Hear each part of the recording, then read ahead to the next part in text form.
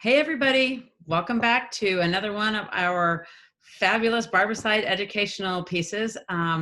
Something, if you haven't been here before, I sort of dreamed up because, quite frankly, I was tired of being interviewed. So I decided I was going to interview some people who I thought were really interesting people in the industry, people who are trailblazers, people who do things I don't know very much about, which is almost everybody, and find out how they're doing their jobs, particularly how they're doing their jobs in COVID. During this COVID world, so to speak. Today we have the pleasure of, I get the pleasure of introducing someone I met probably about a year and a half ago. Rossi was introduced to me, Rossi Pickett was introduced to me by another person in the industry who said, hey, I've met this lady, she's got this great idea. I think maybe you could help her out. And she does have a great idea. I'm going to let her share it with you here in just a few minutes.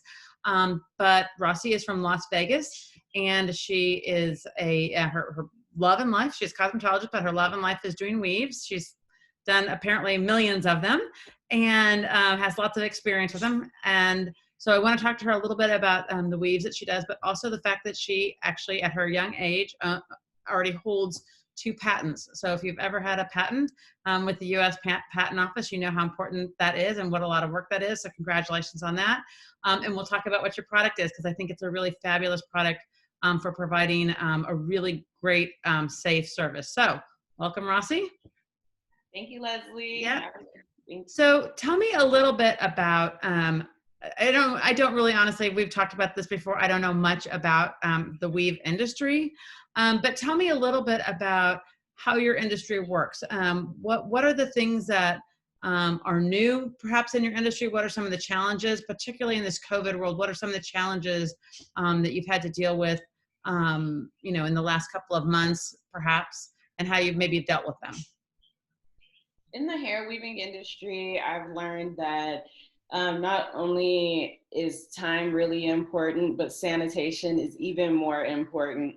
When you're dealing with sharp objects like sewing in the hair, you have to have the needle and the thread. Typically, people may have 5 needles and they use them on hundreds of thousands of people, which is not really sanitary. You're dealing with blood spill.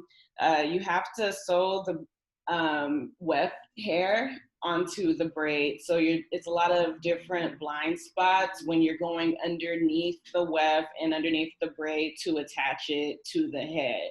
So that's when I decided, I think one time I was doing the sewing and I poked myself and I couldn't stop it from bleeding. And I was like, oh my God, I should really discard this needle. But I myself didn't have like a safe practice when it came to sewing in the hair extensions. So I was like, I only have 3 needles, I have to proceed. And that's when I decided that it's time to make a change, especially in this COVID world. We should not reuse needles behind multiple people. In the tattoo industry, they don't reuse needles. In the doctor's offices, Right. deals with blood spillage. Yeah. These needles are technically really, really sharp. And you can puncture the hairstylist, you can puncture the scalp of the client, and then that's when we're transferring bacteria and different bodily fluids that should not be transferred to Right. each client. So that's how you and I started the conversation. And a little funny story, which I know I've told you, but everybody else might find it a little humorous. Everyone who listens to me very often knows I'm not a cosmetologist, I'm a nurse. And so I have lots of questions, and I'm usually pretty blunt about asking the questions. And you and I met and had a conversation. And when you said there's blood, sometimes 50% of the time or more with doing a weave, my eyes were like, what are you talking about? There's that much blood and nobody's even talking about this. So, because, I talk to all the states and we write rules, and I had never even seen a rule around weaves or the needles that you use and whether they should even be disinfected. Technically, under the rules that exist, they should have been disinfected, but there was nothing that really addressed it. So I went to a meeting with a bunch of people sitting around a table, as you know, and I said, Well, I talked to this lady and she told me that there's blood associated with weaves, like you can poke yourself. And they were all like, oh, no, no, that doesn't happen.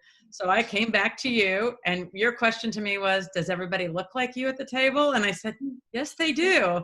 So I didn't really recognize that for me to get an extension with my, really fine straight hair is really different from what you're doing. And that what you're doing creates, more, you have to put more pressure sometimes to get through that weft, and that's really what's creating the problem. So it saddens me that we're not having this conversation more frequently in this industry, but I'm so glad that you're having it now. So we decided, you and I, when we talked, that threading all those needles after you've disinfected them is really time consuming. How long does it take to do an average weave? The average weave may take anywhere from an hour and a half to 4 or 5 hours, just depending on if you're prepared, and you have to make your client happy, of course. Some people have different balding issues, some people have a lot of hair, and some people don't have much. Yeah. So they have these closure, they're almost what you can think of hair pieces that look like scalps, and they take a lot longer to install also. So it just depends on the different method and the techniques that you have to use. I realized pre-threading the needles help a lot. So how many needles would you have to have if you were going to pre-thread? Let's say, I'm going to guess with what you're telling me, you maybe do 4 or 5 services in a day. Is that about right? Yes. And how many needles would you have had to own to have ready to go and disinfected to do that? Maybe 20 a service or more? Yes. Well, I've learned myself, about 17 needles per client. Oh. And each thread is about a foot long. I've never ran shorter than 17. I have supplement packs also of the 3. If you need, because if you drop a needle on the ground, then Don't you use should it again. typically not pick it up, just like the combs and different things like that. I've noticed that a lot of people don't have anywhere to house the needles, so they kind of just have them in the drawer. But back to the question, yeah, it takes about 17 needles per client. Okay, so you kind of led into what we were going to get to, which is your idea that has a patent that you brought to me was an idea for pre-threaded needles. Yes. As a way to make it safer. So tell me about your product. Tell me about how it works and how you got the idea. Okay, so when I first started hair weaving, I knew nothing about it. I was a hair braider. I met my mentor, and he told me, he was like, you're gonna just come in every day and thread my needles and watch me do hair. And I was fine with that. So every day he wanted me to have at least 20 needles threaded for him, and it would speed up his time. So when I opened up my first salon, I realized that I was completing my weaves a lot faster than a lot of the other girls. Mm-hmm. And I was like, oh, maybe it was because my mentor taught me to pre-thread my weaving needles. And when I decided to gracefully decline being a salon owner, I always wanted to save stylists time. So at first it was just all threads. They were all just pre-threaded. I didn't even know how to get a needle on the ends of all of them. And about 6 months later, with my wheel spinning, I had one of my clients, and they were like, she said, this should be disposable. And I was like, these should be disposable. And that's when I started to package the needles already pre-threaded, and it saves about 45 minutes of your time. If you constantly have to cut each string and then thread each needle, I'm gonna just go ahead and take this part off. The eyes on the needles are really, really small, and it's really tedious work. I know a lot of people that'll either have their clients threading the needles for them to speed up time, but it just becomes a headache. So that's how the product came about. Right. And I just went ahead and found manufacturing and distributing, and now we're going to take it to another level and make sure that everybody's way safer. I appease my clients when I tell them, like, this is your fresh pack of pre-threaded needles. Right. know, like if people leave their hair extensions in sometimes for 4 weeks up to a year, depending on their budget and if Mhm. they can afford to get another extension. So the only thing that kills bacteria on the surface of the still is typically an autoclave. Yeah. You know, and that's because you need the pressure, you need the ultraviolet rays, and you need the heat. And a lot of people will never have that kind of time to disinfect the needles properly before each client. Right. So you brought up two things that your product does. One is it does make it safer, arguably, because needles are brand new and fresh. And also, as a nurse, I would tell you that a sharp needle is safer than a dull needle because you don't have to push as hard, right? It's sort of like getting cut with a sharp knife is less painful than being, cut with a dull knife. So having a sharp, fresh needle every time is a safer option. But it also, to your point, saves time. I mean, 45 minutes of threading for each client or just for the whole day? Whoa, that's for each client. Typically, some people will just thread each needle after they're done with ran out of space on that thread. I know a few people that may have like 3 or 5 or even more needles already pre-threaded, but just to sit there, I ran out of my packs like a week ago, and I almost died that I had to thread a needle because I'm like, I can be spending time selling hair in right now. Like, That's right. Because you know what? At the end of the day, if you say 45 minutes between each client and you do 4 clients in a day, that means you could do a 5th client. You'd have the time to actually fit in a 5th client. So it's a time saving. And I got to say, if, young women are out there watching this right now, how empowering it was to have a conversation with you. You're young, you are motivated, you had a great idea, and you went for it, right? You developed it, you did everything really. I mean, you had some mentors along the way, but you did everything on your own. And I think that in and of itself is a great piece of this story for you. So getting away a little bit from that really quickly, since we are in a COVID world, which by the way, when you say it makes your customer happier to see a brand new pack, that is something that we do, in this world of COVID, because COVID's likely not the last thing we're going to see come through. Being prepared to welcome your clients back in a safe environment is really important.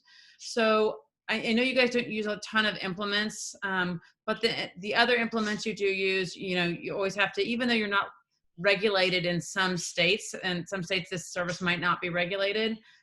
What are the other areas besides what's going on right here that you feel like are important to practice proper, cleaning and disinfection on? And what other things do you have that you're really diligent about? Because you did say somebody might leave those weaves in for a year. It's kind of I know, yeah. right? Disgusting. Yes, well, I'm constantly sanitizing my station. I'm constantly washing my hands. I have to take down the hair weave. And so when it comes to taking them down, you have to cut the string. So I'm always spraying my scissors down. I'm making sure that the combs are clean. It's a lot of different buildup on the scalp that fall on the chair, that falls on the ground. So I'm constantly sweeping my area. I just make sure that I switch out. We even have to do the braiding hair and make sure the nets and everything is just fresh, new, and sanitation is so important, And what especially about the hair that you get? Is it?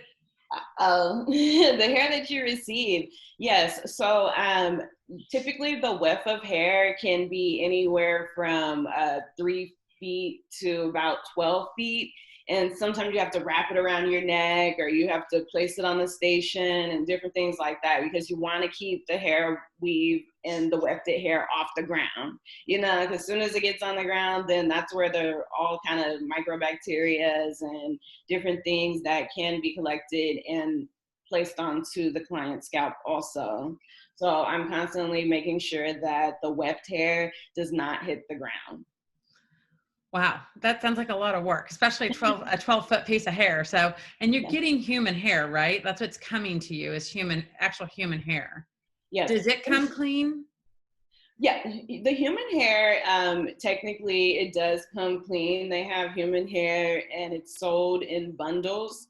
When we get it from India, or different places around the world, they do have to have different practices where sometimes it may hold, different, I don't want to say lice or Right. I mean, bugs and stuff like that, but they yeah. do have to sanitize it. I don't have to sanitize it, but a lot of my clients prefer for me to wash the hair before we install it because it has been touched by multiple people and even in the packaging stages and different things like that.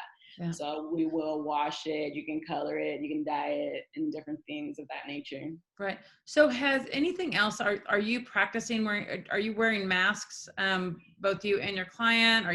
How does that work? Yes. Well, we want to protect ourselves and we want to make sure everybody feels really, really comfortable. And so we are wearing masks just to keep the COVID and things from spreading, Yeah. So I think it is safe to say that the mask is really, really helpful. We have been told that we should wear gloves and switch out our gloves more frequently also. When Is that from sewing, your board? yes, from our Okay. board. Yeah, so when sewing, I will take off the gloves, but I'm constantly washing my hands, Yeah. especially like you don't mean to pierce the person's scalp. You don't mean to poke your own finger either. Yeah. It's nothing intentional, but you have so many different blind spots. And then, so, accidents happen. It's Right. nothing intentional. But using a brand new fresh needle probably makes you feel a whole lot less concerned when that does happen. So I really I'm just so impressed with what you've done. I know that, a lot of what we're talking about here isn't about using barbicide to disinfect your station or using barbicide for your combs, but, we do use that, in your environment. But I do want you to, be able to promote that product that you've worked so hard on because it is a safety piece. And I do think it is something that can make your consumer feel more comfortable coming back in. Have you done the barbicide certification? I have not done the barbicide Well, certification I'm yet. gonna make you go do it, and then you can hang that up, and that'll make you feel better too. So, the barbicide certification for all of the people who are out there doing your job. Definitely, it's free. It only takes like 40 minutes. It's on our website, and it gives you a certificate you can hang up. That would be another thing that would make your consumers feel like you are extra educated. And then there's also one for COVID-19 specific for everybody in this industry who wants to go and educate themselves a little more. None of it takes a terrible amount of time, and it's all free. But I'm delighted that you shared that with us. Is there anything else you want to share with us? Well, I just want everybody to, know that having disposable needles will save a lot of people maybe different balding issues. We don't know exactly what we're transferring from client to client. Mm-hmm. Even we don't know how long they're keeping their hair up or what different disorders they may have internally. So I just want everybody to be more cautious and be safe. Okay, well, just so everyone knows, sort of like with all of our other interviews, we'll be posting this up on our website and our social media, and we will have links in there for people. They can ask questions. Those questions will go directly to you to be for you to answer them. Rather, they'll put them in the comment section, and we will also have links to places where they can locate your needles so that they can have a safer experience. So I appreciate your time today. Thank you so much. And we may have you back later and get a little update on exactly how all of that's going for you. Yes, I found manufacturing. I found a manufacturer that's going to help with the distributing. So we should be in all 50 states by the end of the month. All right. Well, thanks, Rossi. Have a great rest of your summer, and we'll talk when a little more of this is blown over a little more. Okay. Okay. Bye-bye. Bye.